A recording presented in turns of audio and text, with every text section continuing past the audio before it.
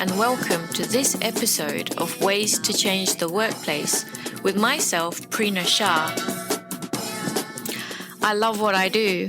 I'm a global leadership coach, a consultant, a trainer, a keynote speaker, a podcaster. I help you to develop your leaders, your teams, and I help you to optimize your organizational cultures. I'm here to help you find ways to change your workplace. Why? Because we spend more time in our waking day at work than we do with our loved ones. It has to be a good place to be. So in this podcast, you can expect a mix of interviews with amazing thought leaders and then some solo episodes from myself as well. Strap yourselves in. Hello, and welcome to this episode of the Ways to Change Your Workplace podcast with myself, your host, Prina Shah. And I'm very excited to bring to you today my friend, Karen Thomas Bland, all the way from Marylebone in London. Karen, welcome. How are you? Oh, thank you, Prina. I am really well for 7:15 on a Wednesday morning in the UK. Good morning, Karen. Good morning. Karen, allow me to introduce you. Karen Thomas Bland is a global board-level advisor, partner-level management consultant, and a non-executive chairwoman with over 27 years of experience in creating breakthrough strategies, transforming and integrating organizations. Karen has an excellent track record in creating sustainable, long-term value creation for FTSE and Fortune businesses and private equity funds. Karen is a trusted advisor to boards, executive teams, and investors. And Karen is the founder of 7 Transformation. Karen's clients are huge and varied, and they include IBM, Accenture, EY, KPMG, WPP, RELX Group, and many private equity funds. Karen lives in London, as I've already said, and operates globally. Karen has worked across 5 continents. Karen has featured in many publications, including the Financial Times, Association of MBAs, and Management Today. Karen is a chartered organizational psychologist and Associate Fellow of the British Psychological Society, and has a certificate in corporate governance from INSEAD Business School. Karen has been a non-executive chair and director for numerous private equity-backed companies and has evaluated numerous boards. Now, Karen is very talented, and I'm really happy to have you here today. I've been following Karen's work for, since 2020, we were saying. So I've been semi-connected with Karen since around 2020. And Karen specializes in making boards better. And this is something, Karen, or one of the things that you specialize in. And this is what I really want to talk to you about today. So in our conversation, we're going to be talking about signs of a dysfunctional board and how we can find solutions to it. Tell us why you do what you do, and who are you, Karen? Prina, thank you. Gosh, quite hard to follow. Thank you for introducing me better than I would have done myself. I think you summarised it well. I have a bit of a portfolio career at the moment. So non-exec chair on private equity-backed businesses, and I do transformation, M&A integration and strategy for the large kind of listed space. To answer the why I do what I do, I suppose what gets me out of bed in the morning is going and transforming businesses, whether that's at the board level, whether that's further down the organisation. I like taking an organisation from A to B. I enjoy working with them on that kind of journey and seeing the changes kind of come to fruition. Everything in my career has been about that. And the fact that I started life as an organisational psychologist means people is generally at the heart of everything that I'm trying to do. I'm super passionate about people, culture, and how we can make organisations and boards better. Brilliant. We have so many synergies, Karen. Now, we're talking about making boards better. But before we talk about that, what are the signs of a dysfunctional board? It happens so much. People so much talk about it. I've got many a client dealing with this. What are the signs of a dysfunctional board, in your opinion, Karen, and your special expertise, in fact? Yeah, Prina, it's a really great question. Look, and let me start by saying no board is perfect, and we're all on a journey to try to, improve and become more effective. If I think about the signs that are, really kind of quite common, the first one I'd start with would be when you look at your board agenda, and quite often you look at the list of topics, the amount of time you've got, and you're like, wow, this is a lot to cover in quite a short space of time. So I think the first sign of an ineffective board for me is just an agenda that is bursting literally at the seams.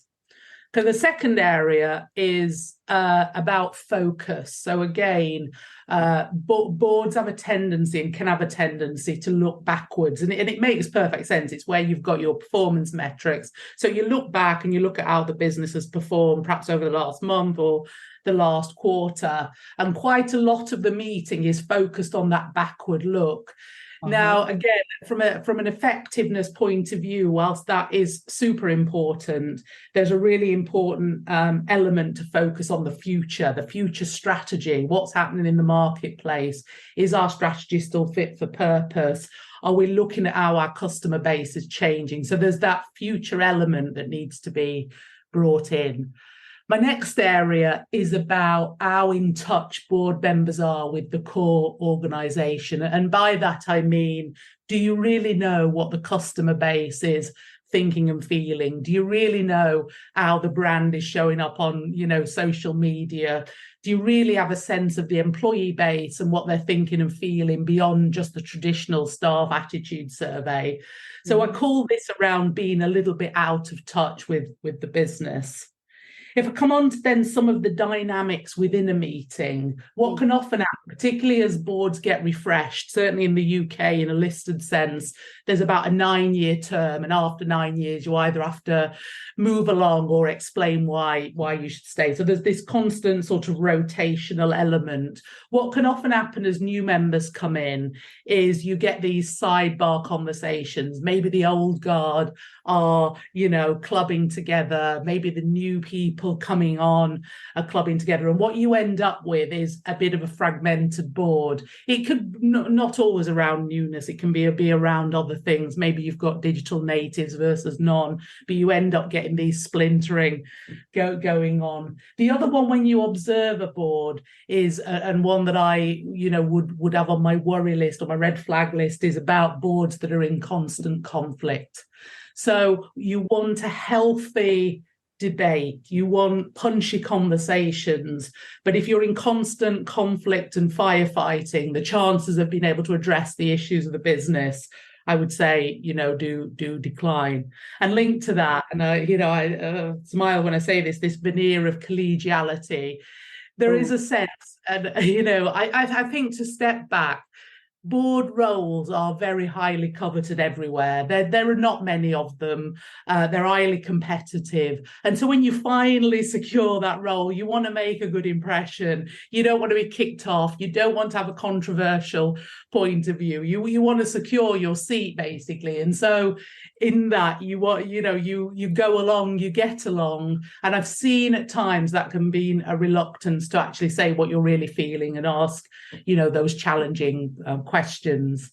And I see it with questions linked to that. There can be a time where questions are asked simply just to make a point rather than to further the debate. Good questions bring a new angle on an issue, or they further the conversation, but they're not there just for you to find your voice in the meeting. So it's about thinking about that contribution. The other one is, and we all hear this one, it's like, how often do I see my board members? I think if you're turning up on a monthly or quarterly basis, and that's probably the first time the organisation has seen you that month or that quarter, you're probably not that in touch with the organisation. You're a little bit more remote. And so, and again, there's good strides made here. More and more, there is that connectivity between meetings and getting involved in customer visits and, meeting stakeholders and shareholders. But there is that connectivity point that really needs to sort of be addressed.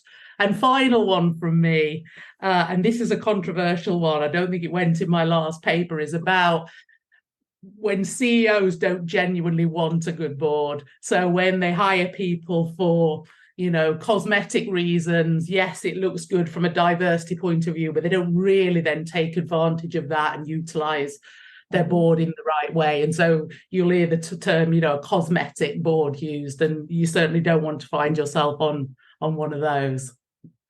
Can I add one more, Karen, if I may? And this is something that's a repeat occurring issue for a lot of the CEOs that I support. And that is that boards tend to get too involved in the operational, and there's not that division that's supposed to be there. Would you say that that's a valid one to add to the list?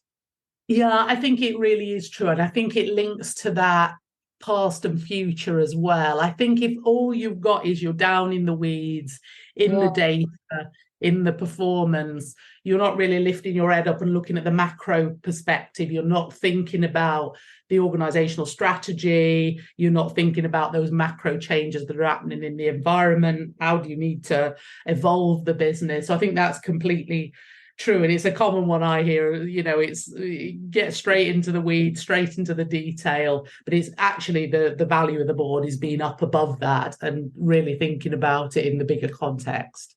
Totally. And Karen, when you were talking, I was thinking about looking at the board as a team, which it effectively is, right? And effective team working, which we're talking to really here. So in a world of increasing complexity, how can boards ensure that they create an environment of psychological safety for everybody involved, trust and cohesion in their meetings? And it's really good that you've got your psych background that you bring to all of your work as well, because it's so needed, especially with boards. Yeah, it's a really good one. And let's pick up on psychological safety first. Yeah. It comes back again. Do people feel comfortable to take an interpersonal risk? Ultimately, isn't it? That is what this is about. Yeah. So to create an environment that people do feel, one is about the role of the chair here. So as a chair, to create that environment, it's often about being vulnerable yourself. So being very open and transparent with the board and saying, look, I maybe got that wrong. I didn't quite mean that. And, so I think showing your own vulnerability can start to create that environment. The second one, when people do take a risk and maybe, raise the hand and say, I'm not sure about that, and give an alternate perspective, even if you disagree, don't make them feel like they've done the wrong thing, because then you've role modeled to the rest of the board, please don't take a personal risk because the consequences to you won't be favorable. So I think that's the other one. Third thing is, I think, and I do this on my boards as well, we have very open conversations about psychological safety where we talk about, do you feel open? If not, can I do something different? Is there something in my behavior that makes you feel like not being open and honest? And often a good time to do this is around your board effectiveness review time. So every board tends to at least have an annual or biannual effectiveness review. A really good question to ask is, do you feel safe to take a personal risk on this board? And the answer to that can often really spark that conversation about, if not, why not, and what can we do? But you're right. You want the board, it's a really interesting tension. You want the board to be, as you say, cohesive and a strong team, but that they feel able to disagree and they feel really comfortable with tension and they can work through that and see it in a productive way. Absolutely. So again, I'm linking this to a team. Often when a brand new team is formed, we'll have some kind of get to know you session. And with boards, often that's so effective as well, isn't it? In terms of not only getting to know the individual and all of the wonderful accolades that they come with, but from a psychological perspective, this is my working style.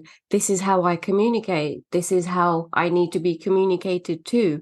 This is how I listen. This is the stuff that stresses me out. This is how I am when I am stressed. And for people to verbalize that themselves, and for then others to listen and comprehend that and remember that, I think that completely changes the course of how any team, including a board team, operates. Would you agree with that, Karen?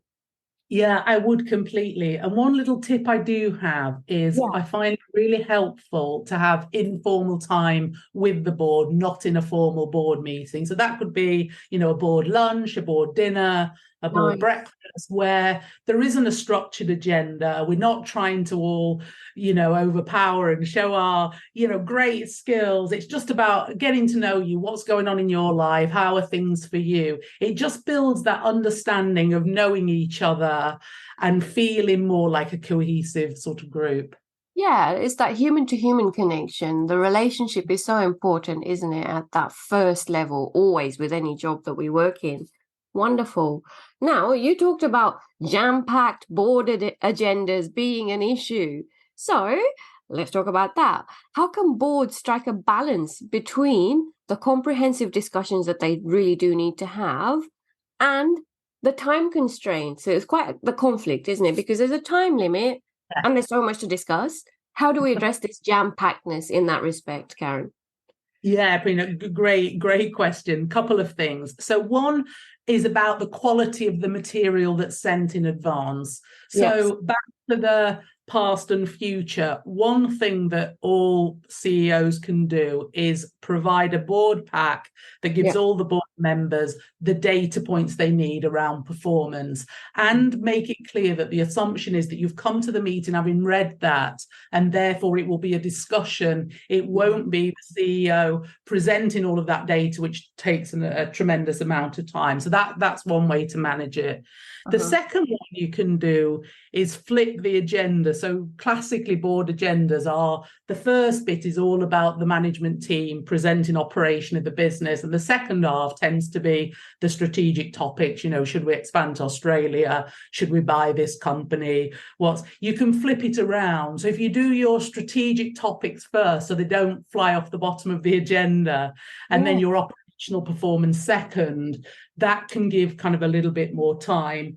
The other one is there's a tendency on board agendas to have pretty much the same one each time. And my advice would be really vary it depending what's going on in the business. One meeting, you might deep dive around people and culture. The next, you might deep dive around sales and marketing. So vary up your topics. Don't feel like each time you have to cover everything. And again, I'd put this back on the chair role, to manage the agenda. It's about making sure you make sure everyone has a voice, but then you bring it to a conclusion, you summarize that section, and then you move it on, as opposed to just letting a conversation, roll on for too long. Oh gosh, and that's quite the skill as well too. It does feel like herding cats, especially when you've got so many passionate people in the room.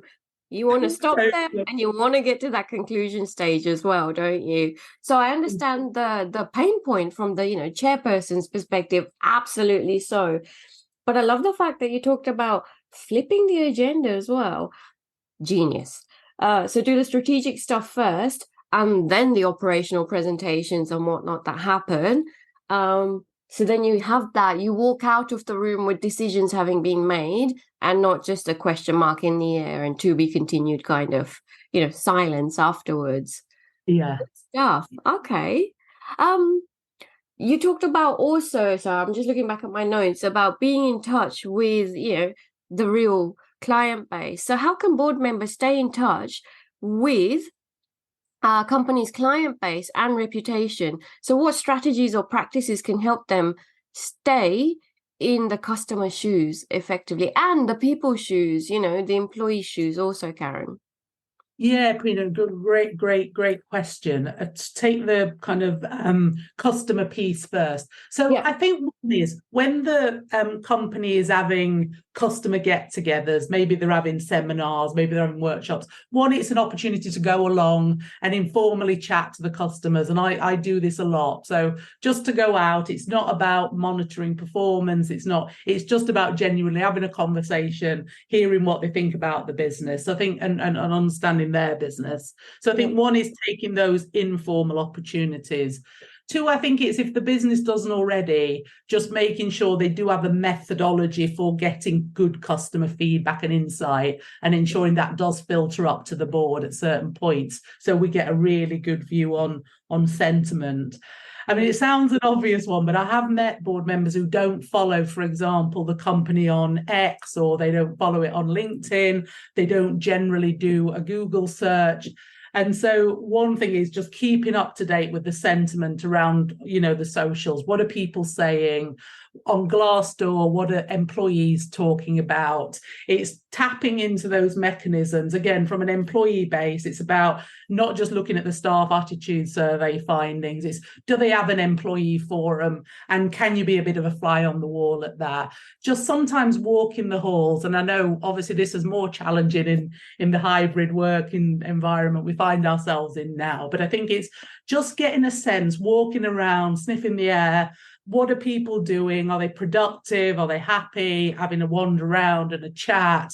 I think you really pick up those cultural symbols and nuances that you cannot just get from a kind of straight survey. So it's really about putting yourself out there. It's being present, it's being visible, both with the customer base and employee base, and just being receptive, asking, good open questions, and also making sure one thing I'm really passionate about, and I think is a gap, is that the board can sometimes feel completely disconnected from the organisation. So how can you build that connectivity? One way is you have different people come and present at the board, you invite members in, or maybe you have a board apprentice, or, there's ways to make that connectivity between the board and the organisation feel more joined up than perhaps it can sometimes be.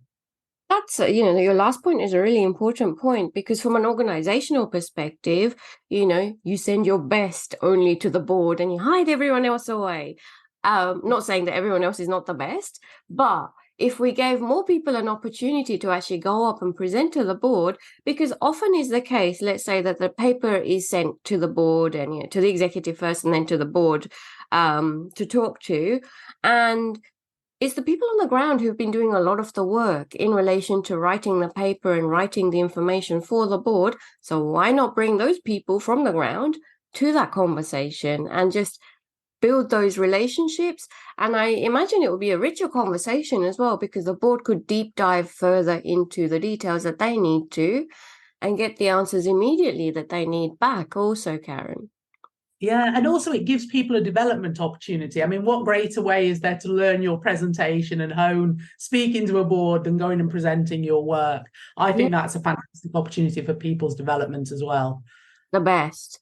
Now, you also talked about boards being stuck in the past. Yeah, overdrive into the past.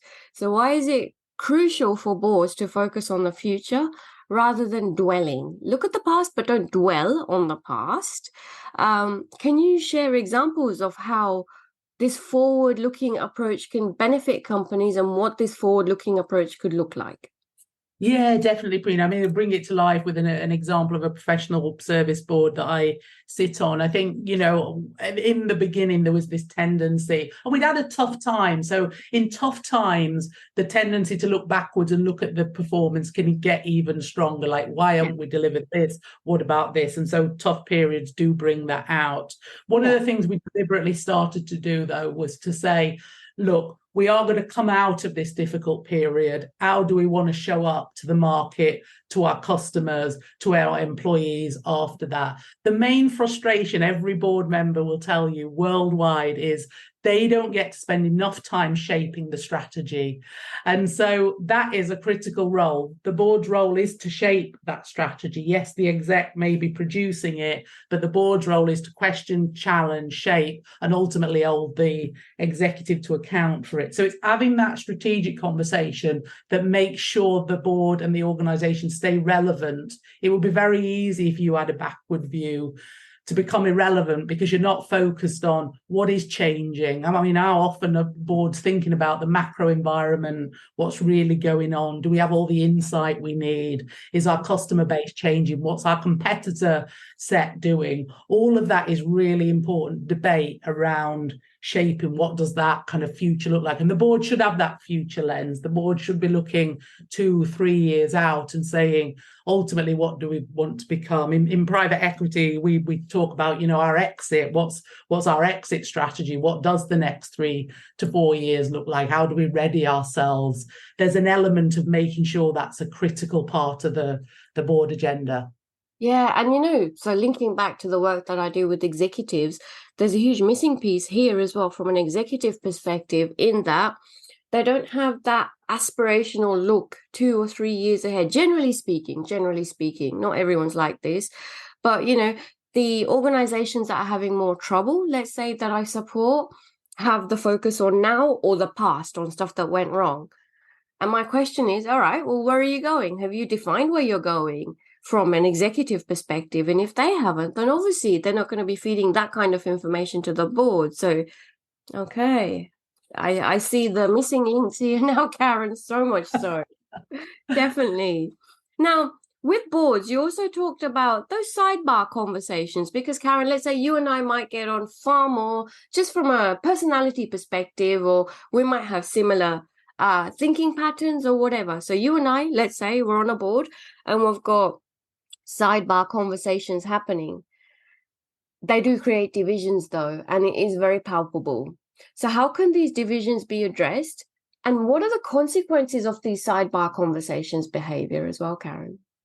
Yeah, Prina, it's a good one. I mean, it's inevitable as humans. We like some people and get on better with some people. That is just, a fact of life. And there's absolutely nothing wrong with building a relationship with someone on a board, having a dinner. I think where it tips over into becoming an issue is when those conversations don't make it to the full board table. So if you and I were off having a conversation and that wasn't picked up by the rest of the board, then potentially we are missing something, because the chances are that's really important and everyone needs to have a voice on it and everyone needs to be aware it's a risk or it's an issue. So I would say, and again, I put a lot of emphasis on the chair's role here. It's making sure that all the debates that are happening are brought to that main table, or you delegate it to a committee. If you've got a bigger board or a bigger organization, you might have an audit committee, remuneration nomination committee. So you can absolutely delegate it to those committees, but even the committee work needs to flow back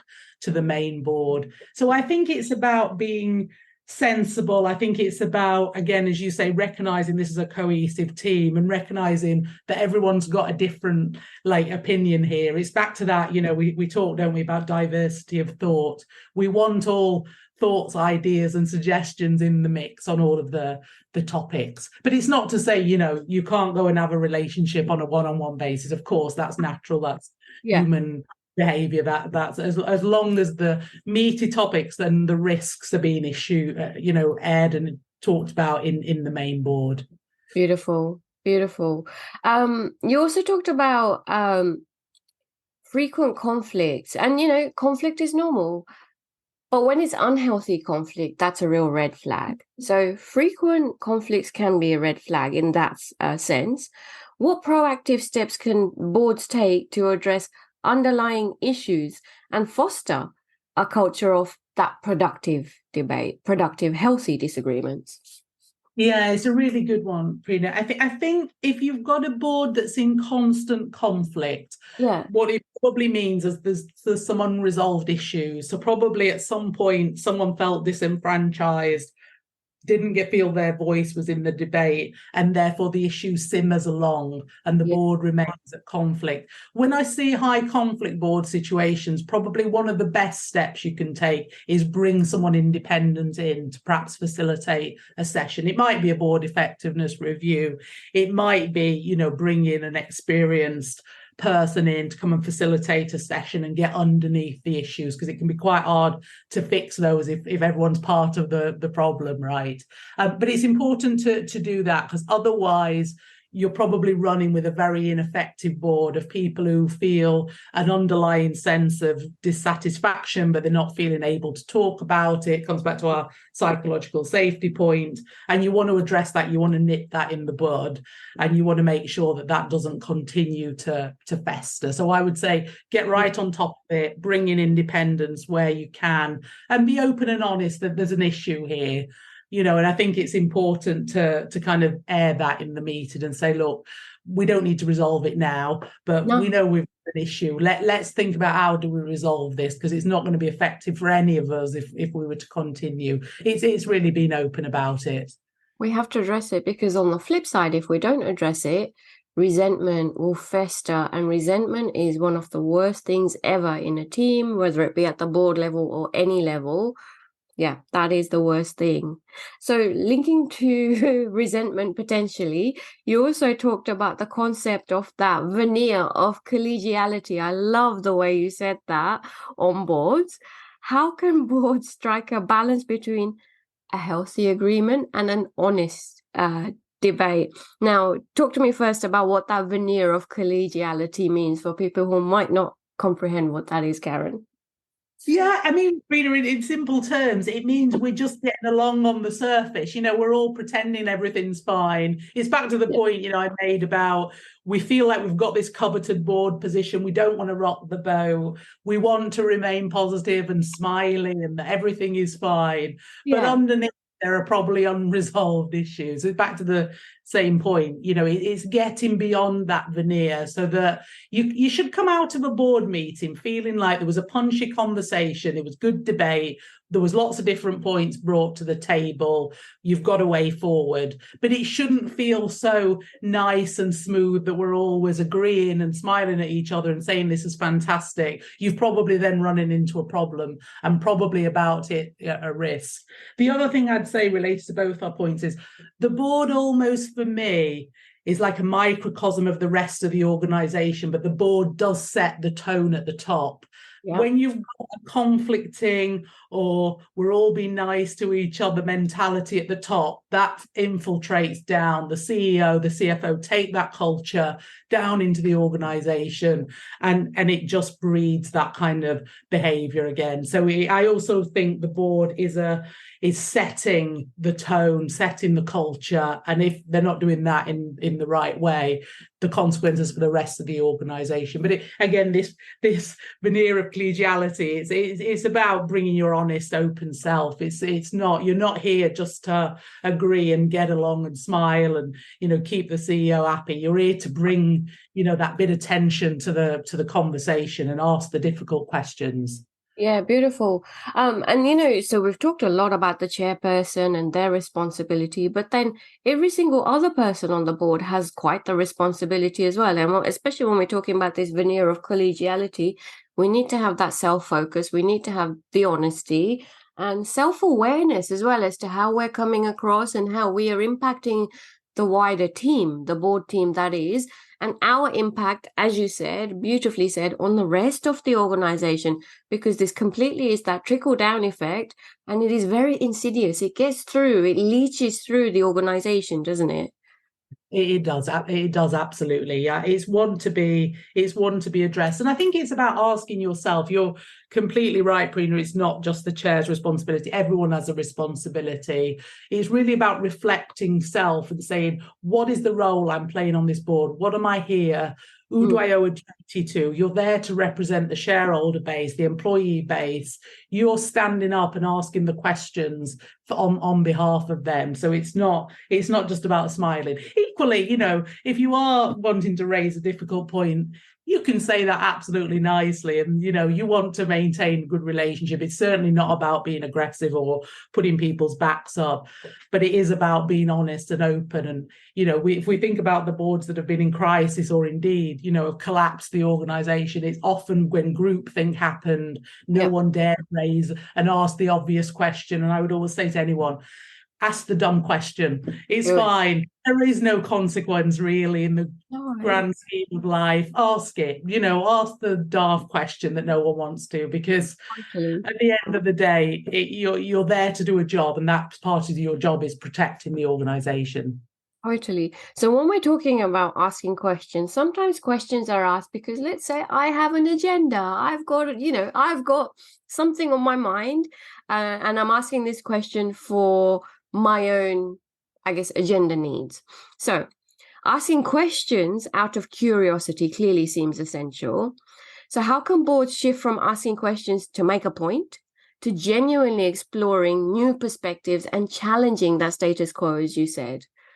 Yeah, I think, again, Prina, the board evaluation can help here, because if you do have people who are, let's say, always asking the same question, making the same point, and just, perhaps just wanting their voice to be heard, I think that's important feedback to reflect back. We sometimes think feedback is for not the board, it's for all the people in the organization. Having a good 360-degree feedback on a board is so important, where you can say, look, sometimes I don't think the questions are quite forward in the debate. I think we've revisited a lot of the same questions. How do we address that? You don't need to single anyone out, you can bring it to the table. So I think one is just surfacing that this is about being curious. It's about furthering the debate. Again, come back to the chair. The chair's role is to move things along that are feeling the same. You don't want to be having the same conversation. So if the same questions from the same individuals are cropping up, how can you kind of move that along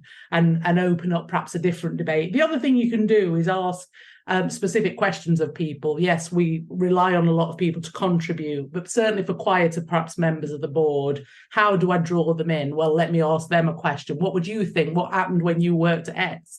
How did it work there? There are ways to start to generate that little bit more interesting kind of conversation.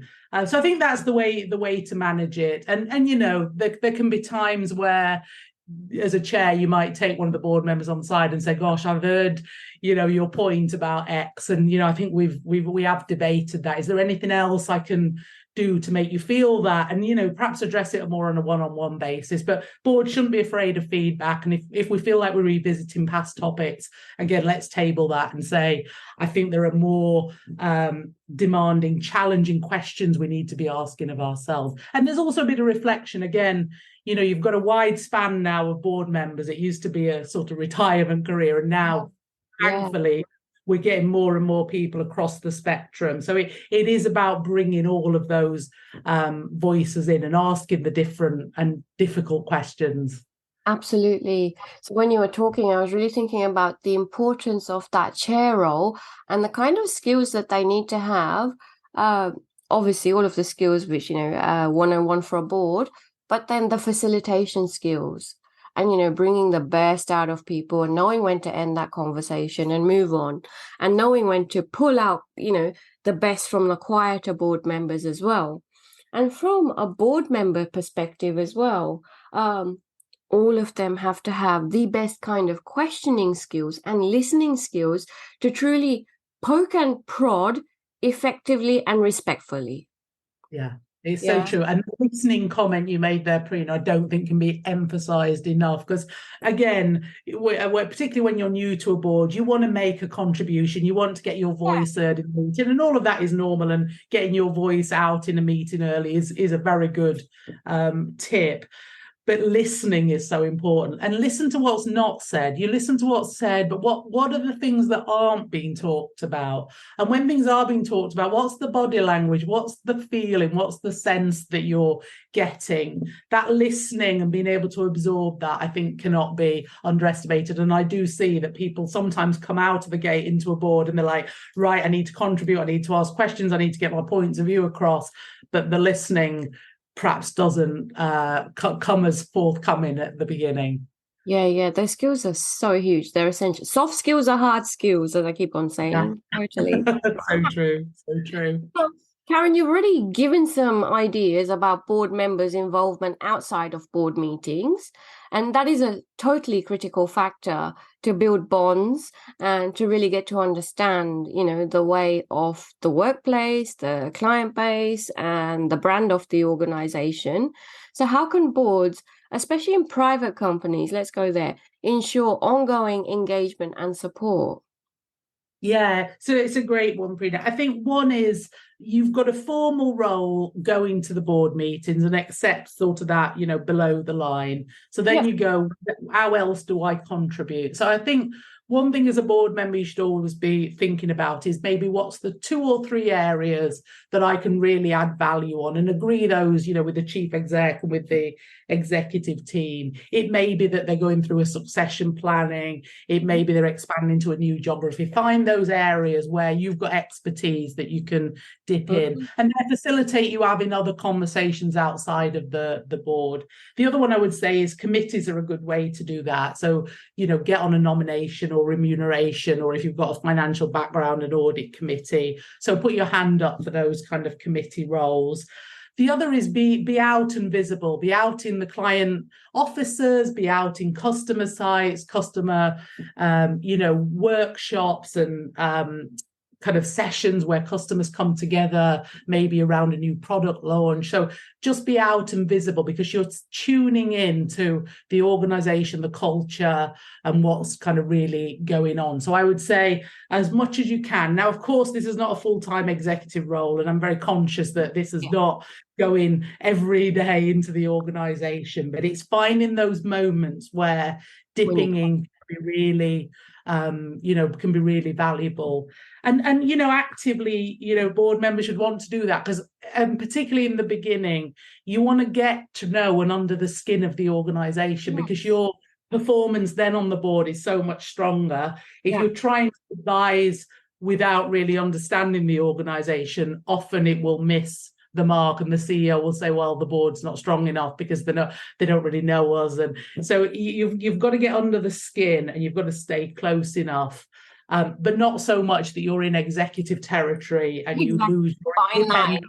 And it's back to that tenuous, sort of fine line. You're independent, you're impartial, so you've got to maintain that as a core, but get to know the business, ask those questions, be out and visible. And I think you then find the role more rewarding. I mean, there's nothing less rewarding than turning up on a monthly or quarterly basis just to look at the data and have that conversation. It will be so much richer with more data points. Definitely. You talk about getting under the skin, so to speak. And I've got a friend, Leanne, who talks about listening to the lyrics of your audience, whatever they are, And once we hear their voice, hello, how much richer is my contribution as a result? Because I really understand that other side as well. I might not agree with it, but I understand it at least, Yeah. It's just so enriching. One final question. Well, two questions, but one final one on boards. Can you share insights on how boards can proactively work on improving their effectiveness before anything hits the fan, before a critical situation that demands unity and collaboration? Please, Karen, this is a big question here. Yes. How do you become more effective? It's a great question. You're right to call out, because boards really come into their own when you really need them is a crisis. So you don't want to get ineffective in a critical moment. So I think one thing is just being very open about the effectiveness conversation and tabling. You don't need to wait for an annual effectiveness review to assign 15 minutes at the end of the meeting to guys, just how can we be more effective? What's working for you? What's not working for you? Again, we do that on one of my boards, surface lots of great ideas that we could then sort of take forward. So one is don't wait for an annual effectiveness review. Have effectiveness as an ongoing dialogue. I think bringing independence in, though, to the effectiveness conversation is a good one. I think having someone independent who maybe comes and observes the board, maybe has a series of questions, one-on-one interviews. I think having an independent look can often surface things that you don't know. It's like the hidden things that you're just not aware of. It's like as individuals and our awareness. So I think that is also one. I think the other is all the things that we've talked about in terms of the red flags. So it's about the agenda setting, having the right material, circulating the right minutes, having the right conversations, guiding around the right questions. It's having all of that up front and saying, we know these are common red flags. Are we falling into any of those? What are people's thoughts? So I think it's having that open and honest conversation, but calling things out. I mean, if this is a team of people that's not working, then fixing it. Don't wait. Don't let things drift. Get on top of it and figure out what the right kind of solution is there. And I think the other thing about effectiveness is boards will become more effective the more diversity we bring. And I think the way we've approached this is, first, and this was a global, wasn't it? First it was fix the women and gender issue, fix the ethnicity issue, fix the diversity of thought. We need to be broader now. We need to bring all of that into play. We need to bring age, sexual preference. There's all the dimensions of diversity. And, we need to think about effectiveness in terms of who's around that table. If you've got a sea of white male 50-something faces, the chances are there is not enough variety and diversity in the room. Absolutely. Karen, you shared so many gems, and I cannot thank you enough for really deep diving into all of my poking and prodding questions to you. I'm going to put your details in the show notes. But before I ask you my final question, is there anything that we've missed in this conversation, Karen, that you feel we need to talk about now? I mean, I think for anyone listening, I think it's putting your hand up for a board. I mean, I joined my first board, I was 32, so I wasn't, anywhere near retirement age. Yeah. I would encourage people not to think of boards as 50-something, 60-something, generally male, although more women have come through. I think we've got to change our visual representation of the word board. And so if you're listening to this, boards need younger people, they need digital natives, they need people from different backgrounds, they need people who are neurodiverse. We've got to make braver choices. And so my ask always to people is put your hand up. There are many organizations, there are charities, there are private owned companies, there are agencies, there are big listed businesses, but there's a lot of opportunity to start putting your voice onto a board. And I think from a career perspective, I super valued it. So just having a different role and perspective was so important in my career. I would just encourage people not to feel like boards are something I'll wait until the end of my exec career and then I will step into it because I'm pre-retirement and I will do this for a time. No, I think about it earlier on would be my advice, as long as you can manage it with your executive responsibilities, which generally you can, and you can make that work if you're, sort of passionate about it. So that would just be my ask to your listeners, think about it. If it's something that you're interested in, don't feel you need to wait. Okay, let's ask you another question. So you've talked about put your hand up. What does put your hand up mean? So let's say someone is really interested, someone listening today is really interested, and you've given them so much to work off today, Karen. I cannot thank you enough. This person is really interested in joining a board. How do they even begin? Yeah, great question, Prina. Well, I have written an article about 10 steps to getting on a board, so I'll link to that to you so you can link it. So that would be one. But generally, find out what sitting on a board really means and think about your why. So why do you want to do it? Once you've got that, think about the type of organization you want to join. And once you've got that, then start to have those conversations, typically to help you shape your material. I mean, you do need a board CV. You can't fudge your executive one. I think, get your marketing materials ready and test them out. I can tell you one tip: whatever you go out to the market with initially is rarely the right thing. So you go out thinking they're really going to buy me because I'm an expert in transformation. No, they'll buy you for something else. So a friend of mine, very experienced businesswoman, had run big businesses and they bought her for digital marketing, and it's something she did 20 years ago, but that was really important. So it's really funny, but you've got to find the hook in your experience that they resonate to. And then once you've done that and you start going out and getting interviews, it's about listening to the feedback and building. But it can be tough to secure a first role, but it really is possible when you've done your homework. Yeah, I know that there's a lot in store, so you've got to be serious about it because the expectation on you is huge then, and you have to contribute as per everything that Karen has just shared. Yeah, so there's a lot involved. It's not just, I'll go to a meeting every now and then. There's loads involved. Exactly right. I have one very important final question for you. So this podcast is called Ways to Change the Workplace. Karen Thomas Bland, if I was to hand you a magic wand, what is one way that you would change the way of the workplace?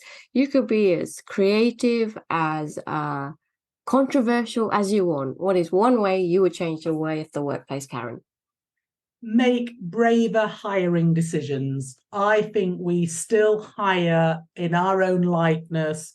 We still hire because the person's like me, they went to the same school as me, we feel similar together. I think we've got to be braver, and that can be on boards, but that can be down at the executive and all the way down an organization. I think we've got to be more open to difference, more open to new. different ideas, and we've got to challenge what we think something looks like. What does a CEO look like? It doesn't have to be white, male, Harvard. We've got to broaden out what our immediate brain goes to when we hear the title CEO, board member, chair.